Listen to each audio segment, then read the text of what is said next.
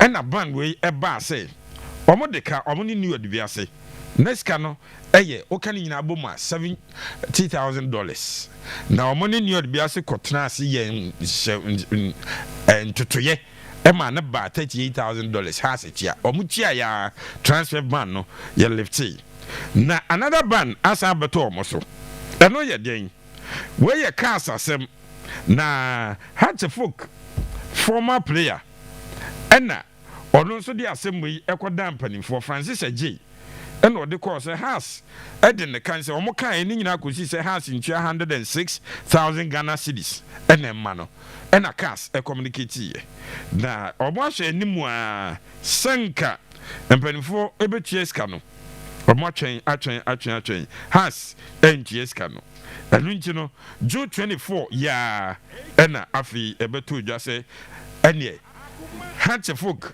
so mo ntua 106,000 Ghana cedis no plus annual 5% annual interest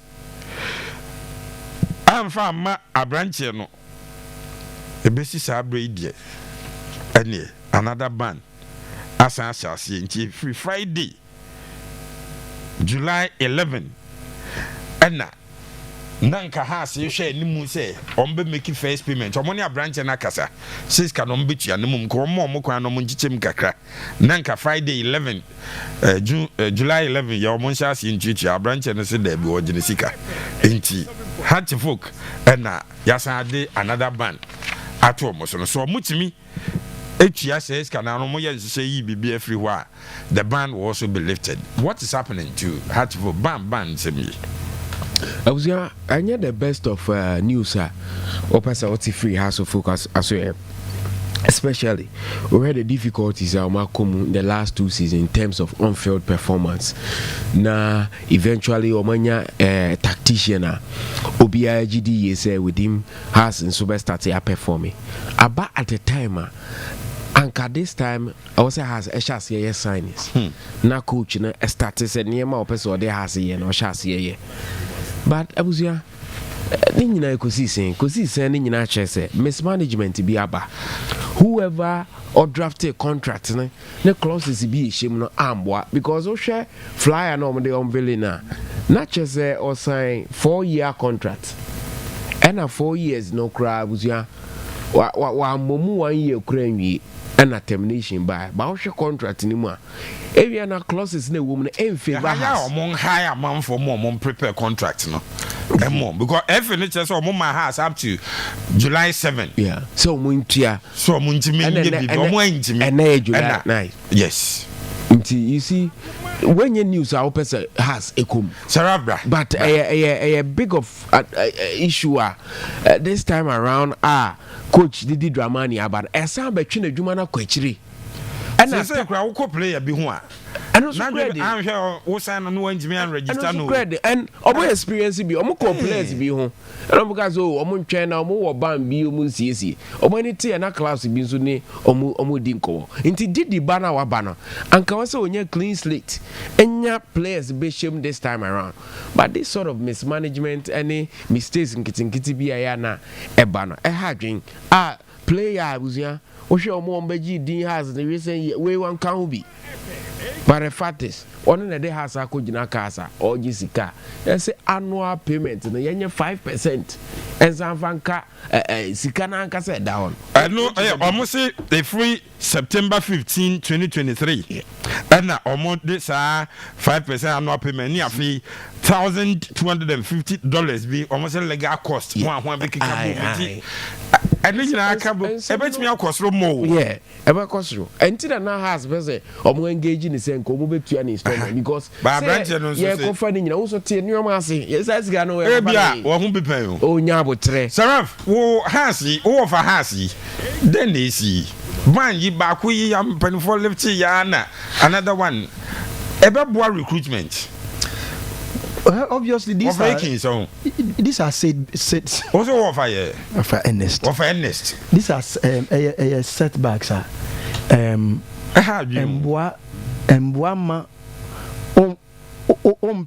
planning for next season. You say me know because I feel now planning. How do we deal with this one? We are saying how do we deal with it? When can Ukraine say okay, what's will share your recruitment for this particular season? But in say there are people around Hearts of Oak. It looks like some of these things it benefits Obiana. These are questions, legitimate questions that we want to ask. Share class about in Premier League. So musica say. They no money free Premier League na mo bono.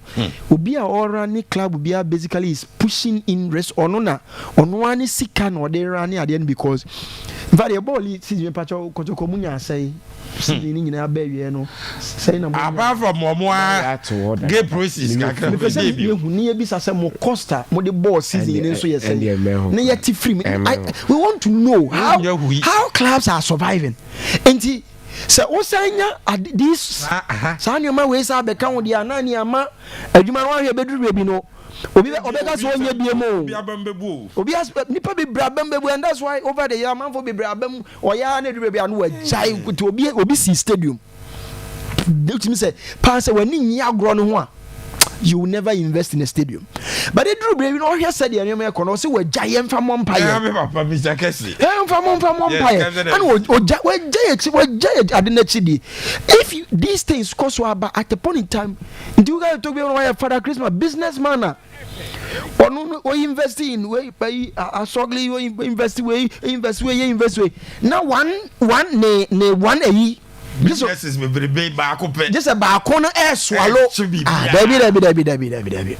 Nobody will run any organization, and that is why it was on one cassette to be so. How do you prevent some of these things?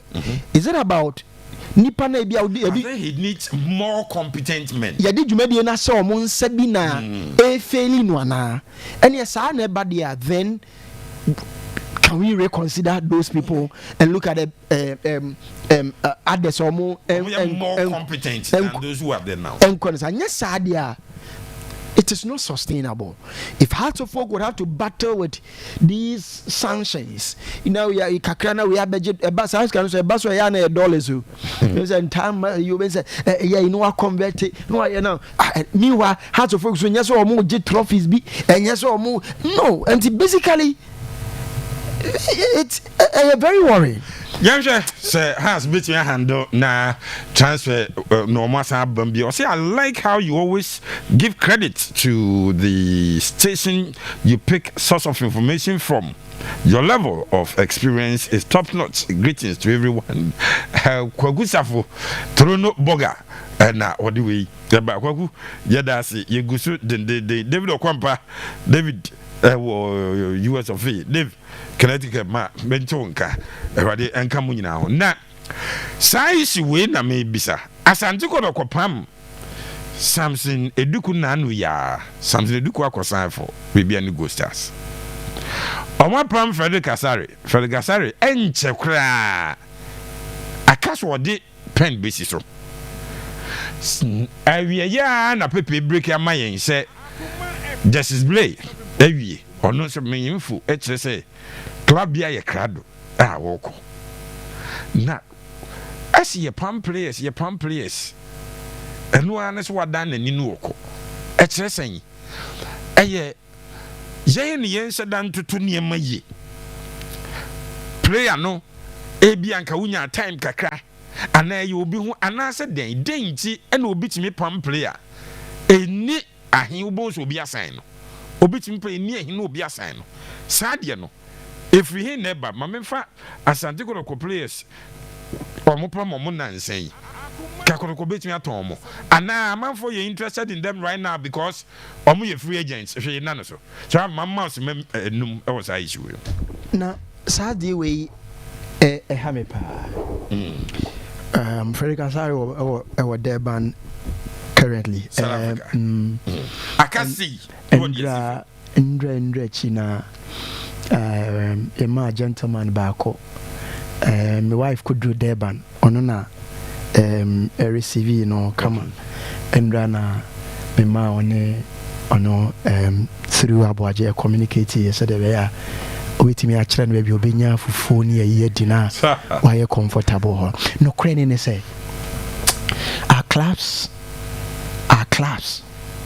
should understand that there were sustainable models of running football clubs and there were unsustainable models kwanya ye fa so ye club e man ye say club on any home pa club ne be survive and any idea Europe ya yani say financial fair play regulations the any brofo no breaking na say ye pese clubs na de ne ho yeah na ne sika Samson generate and spend ye ma won koye nioma bia ebema wo club no just say bia no obi disika na be hyem na wa be belu entika Leon de yak ye yi na koyi because ye say club no ne kai mene no yeah enti ho na page wo ne mo de yaka bi mo meje na chese ma mfa nkwate no the said the way we run our clubs over here because here says some of the financial yiba clubs ni football this is a job but no the very moment we start running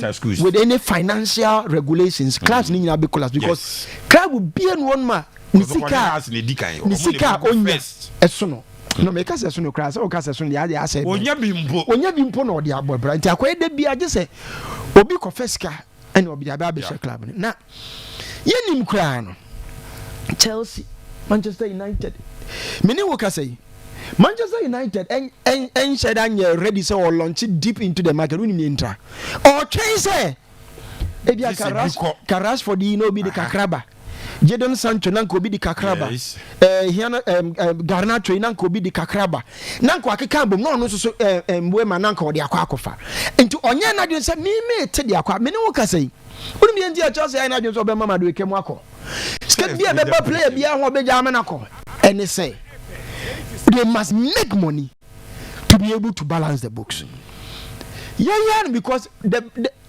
in fact one of the avenues are sika free pa in Saudi team players Adriana release by 10 players tie ba sa Goldstars tie Adriana Goldstars mediama omuna release hat folk ntino has list no one tie Adriana no nim say dan ya do ma hene di kakra be wuram ti obeja bi mediama ebe free I gold for you honeymoon the kakrabe ba paka into a cover Kotoko so ebe free harbor the very moment you continue to do this and that is why they are not so careful with players they recruit because at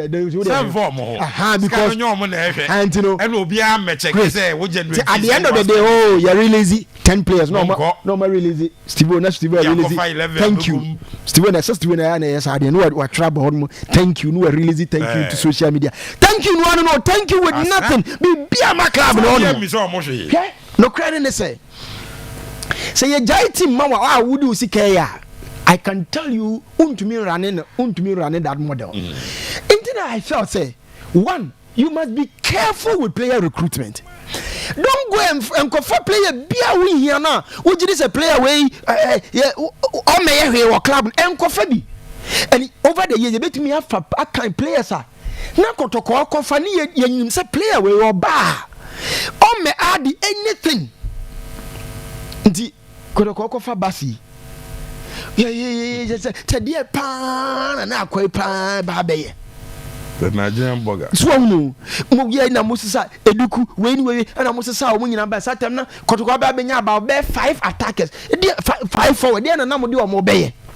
So, right from the word go, you have what fuck of and there's one thing about player recruitment. It's a player and a bar. No one may be a more active player, the value a drop it. Yes. And to the more I was a player no man a time. We involving no one man opportunity no. What it means that we render our player and redundant. Into the bench eventually no. Oh, unya tofo into the bench any mutual termination. Then can't say in class and say one. Be very careful with recruitment. Make sure every single player be a hokofani biano or you equally good, sir. Or bet to me and your playing time, kakra. On to me more matches, at least. Season in area and what to me about some matches. Such a player, and he said, a see a duniho. Now aqua. You know the very moment I see you one my aqua boy, and you know as our players were equally good. On any day I win here aqua no ubenya top 4. On any day Ebia we hear Fuseni no ubenya top 4 because our player and over the years will prove say you good. If today inti menu. Okay, say you how Kotoko Jai Morrison ma okoi. So okay Morrison. Yeah. Kotoko Jai Morrison and House of Folk Morrison. You know why?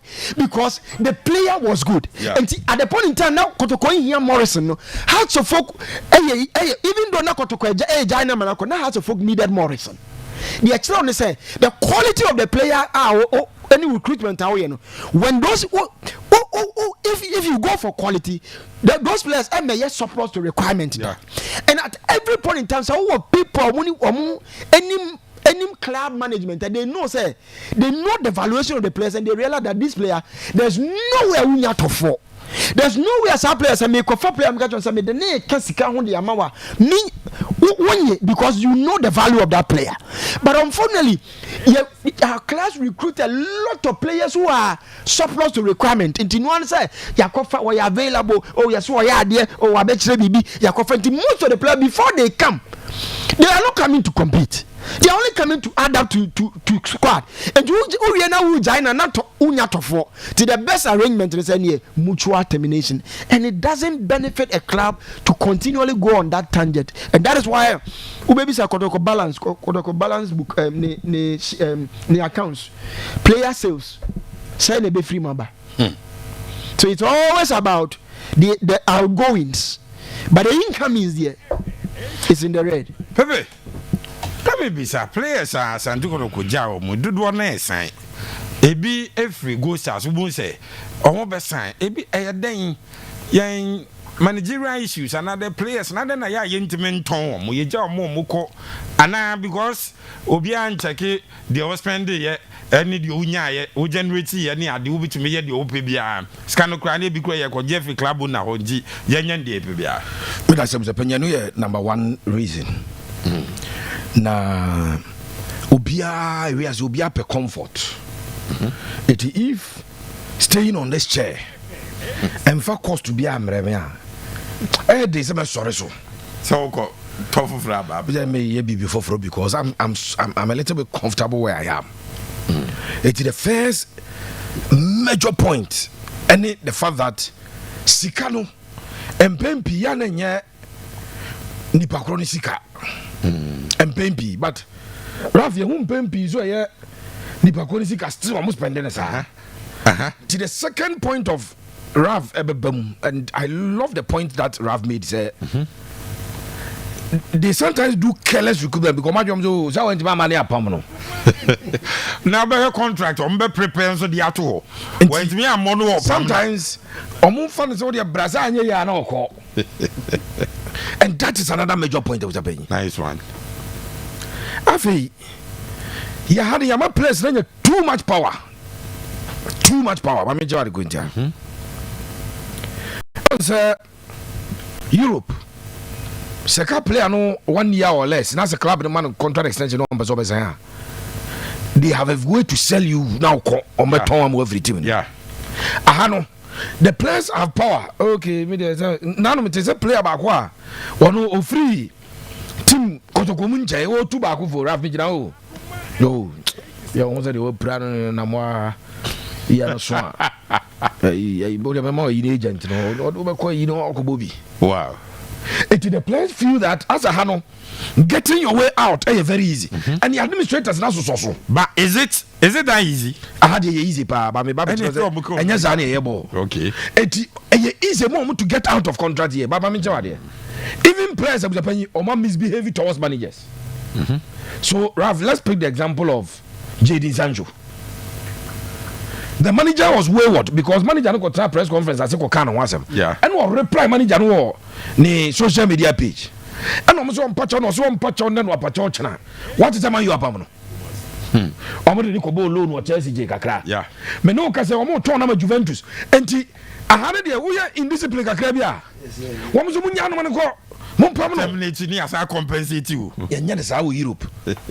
Europe player na kire so mu ade but club no nim so okoto no. Je di Sancho no Man U the 75 as I say. And okoto no Dortmund.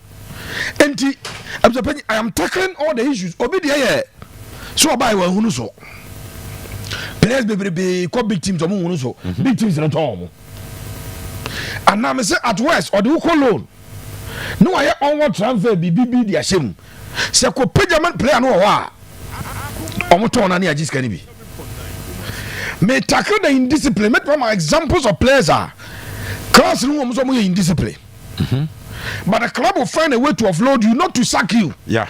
No as I compensate you. They will find a way because they have agents. Omo you are linked with agents. Hey, me boy we will have me but you say your manako. What can you do? No agent no. Akobusa Galatasaray bi. No obusa Fenerbahce bi. No obusa Saudi Arabia bi. No obusa baby. Me say you had obusa pay we can do it because and the rough as a German cast the example of Morrison. Yes. So Morrison now has airpen. One go has or straight to go my here or coin or a starter or combo. So why do you even sack such a player? Indiscipline. Oh my God, a coach. No boy is a coach by decision. And if I say be boy no, what show be actually coach no. And such a coach. Oguma what the authorities a player. Yeah, this is go turn a freaking visor. That's how player no. Yeah, you bet my turn that. Na ogum so on pen, problems on pen no. So coach say after one season on player but any problem. JD Sancho no. Every time I can so on pen no. Every time I so lazy. Or that's what man you and I only man you. And yes, Brandon Tracy, Yama 3 months. Yama 3 months and never call. There be Okobo loan no Chelsea. Loan fee now £5 million. Yeah. Not Chelsea. As a Chelsea, for the permanent. Chelsea activate a clause at £5 million against one fano. To money 10 million or could Juventus almost 25. Wow. Almost at 25 in the Waka 10 or at least, or money about 35 to 40 million pounds. Almost to a brand general around 70. At least it has offset to BB. And when players are in discipline, you don't sack them. Player lose form, I may say, the biggest example here. Emmanuel Entry, yeah. And come and confess Pepe no Emmanuel James or Kojini Sika. Emmanuel Entry, because players are many almost chatted dim, come and be a minimum number. Me sure say Imagine only me number. But I'm supposed I Emmanuel Olympics am I no. And what banner one season and your man for yam pamno. Yam pamno. Some catch us some say Eduku sack and membrane go there. Some say Eduku on the leading pando out of lines the last season. Or my highest score 11 commercial more than 11. Yeah. Yeah. So on the Carella for number one striker or ball is in the ball. But 34 games, you know, or ball 30. Keduku bet my show 15. No, I say 17 or I Tamale season or Iraq. And no questions of the penny. Yana mi busa questions. Kotoko Jan kwa no makoto no mo penana Kwame Pong. Ono say 11 in 28 games. I can bet you say Pando out of Lions Efa Eduku and I say Minta Eko bomb number 9 for 30 games or be more than the Sakra say. It is sometimes I'm saying minimum be a press and free bar. Emma at Kotoko and has there's always there as the season years old top players, my supporters refuse there. What to players? What can I say to go back from? Now has for Fen Abramovich, Gonja. Because season is so what to talk. No what to talk. Abramovich adaso e Chelsea ankasa say no si top players go jai because financial fair play no ma kwa ma anya sadin it was the media ma dwem say o reason number 1 say Sikano is from the club owner. Now they have clubs no more na ye mo ade no owner na na run no. How many times that tell say Temayuta pam players o say Kwaku Pama one team one Sikano dey. How many times I had to say Kiveza pam players Alaji Sikano dey no ball. But has no you togo sika when you akwajo into the Adriana Stars so practice where Adriana Stars release 10 but banya this season gwan because he can the budget corner na do ma yin wa no makwajo na mamedu and you mo ya club bi sika etiano ya one option then we sign players into the due diligence as oh yeah Right point, you know. And some have a player, and we fail to do it because yeah, just went to me a pamano. No, call the baby. But if you are answerable, say, yeah, someone to board meetings, come and explain why a player who was signed in January, boy, Daniel Jete, Sampson Eduku was signed in January. And yabo 4 months now say yam pamano. Niam compensating. What went into the decision to sign him? Nobody is answerable for that. So these are the factors that was penny. I must add anything, but me say Yama players in a 2-man power or Kruma. 89 or Kotoko player back say. Yanya bid from Blokum Chelsea to Mopel. It's your president who goes to Mingo. From one way you go. Oh, your team in next season what now? When you're part of the plans, and it was I'm in quite a montamity. It is hard enough to place retream. So there be and almost more contract and colors than 1 year of the penny. Oba bona on sign because Obiso never call Tanzania, Obiso never call Rwanda, Obiso never call Ethiopia, Obiso never call Saskatchewan or call $5,000. I would try to say. So these are the factors are Emma Yapam, but as Obia media grow with judge of the penny, it is something that I disagree. That you was like 10 about Debbie. That practice moi say hey say Kotoko justice blade for $150,000 dollars. Or want to Eduku $30,000. Kotoko Ogabwachi with Dombasi 50,000 euros. And you say Kotoko 7 players Obuja Omokwine. Kotoko Alrezi 500,000 euros on what management. Sure. That you don't even need the players. But when you see to say the Marina Girl Sky, Chelsea young, but Ababa want to be Jessica or Tom Jessica no home. Sunny football, son of baby, I do know. As your Tosoniano. How's the folk list ever? Watara is 17. Some of them or Tomo last season, Yao. Or the 17 players to transfer your mom go. One at all you. Are they? Pepe, but that's your baby home, come on. Mammy.